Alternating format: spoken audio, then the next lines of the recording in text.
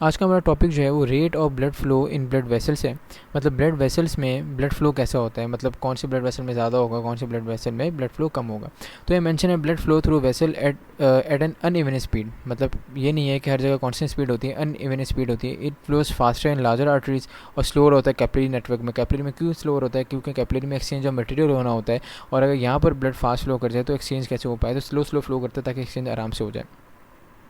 आगे mention although an individual capillary is much narrower but the capillary beds have an enormous number of such capillaries.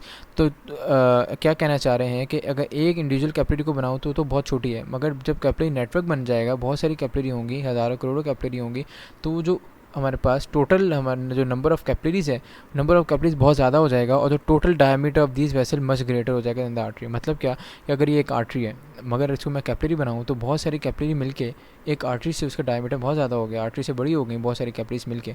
ठीक है, तो जो total जो diameter है सारी कैपिलरीज का मिला के आर्टरी से बड़ा हो जाता है। इसी वजह से ब्लड फ्लो स्लोअर होता है कैपिलरी में, permitting the exchange between the tissues. ठीक है, टिश्यूज़ और हमारे पास कैपिलरी में। तो इन शॉर्ट क्या कहना चाह रहे हैं कि आर्टरी का जो डायमीटर है वो छोटा होता है as compare to all the capillaries. हम सारे कैपिलरी को मिला लें तो आर्टरी का डायमीटर छोटा हो जाता है। इस वजह से ब्लड फ्लो जो है वो कैपिलरीज में, ठीक है, कैपिलरीज में ब्लड फ्लो स्लो होता है, और इस स्लो होने की वजह से हमारे पास एक्सचेंज ऑफ मटेरियल हो जाता है। अब एक्सचेंज ऑफ मटेरियल मैं पहले भी 2-3 दफ़ा समझा चुका हूँ ये चीज़। अगर ये कैपिलरी है, ठीक है, और यहाँ पर ये टिश्यूज़ हैं, तो बीच में हमारे पास इंटरस्टिशियल फ्लूइड होता है। पहले जो भी सब्सटेंस होता है इंटरस्टिशियल फ्लूइड में डिजॉल्व होता है, फिर वो टिश्यूज़ में जाता है। तो ये मेंशन है ब्लड और इंटरस्टिशियल फ्लूइड में जाता है, फिर ब्लड आगे फर्दर उसको लेके इंटरस्टिशियल फ्लूइड से फर्दर वो टिश्यूज़ में चला जाता है। As blood leave the capillary bed and passes to venule, और वेन्यूल के बाद वेन बनेगी। वेन में ब्लड का इस ब्लड की स्पीड दोबारा ज़्यादा हो जाएगी, क्योंकि टोटल क्रॉस सेक्शनल एरिया यहाँ पर क्या हो गया, कम हो गया।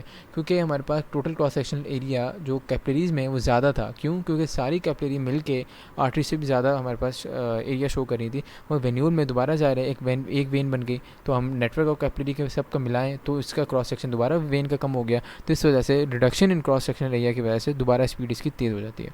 तो ये वाला टॉपिक आपका यहाँ पर एंड होता है।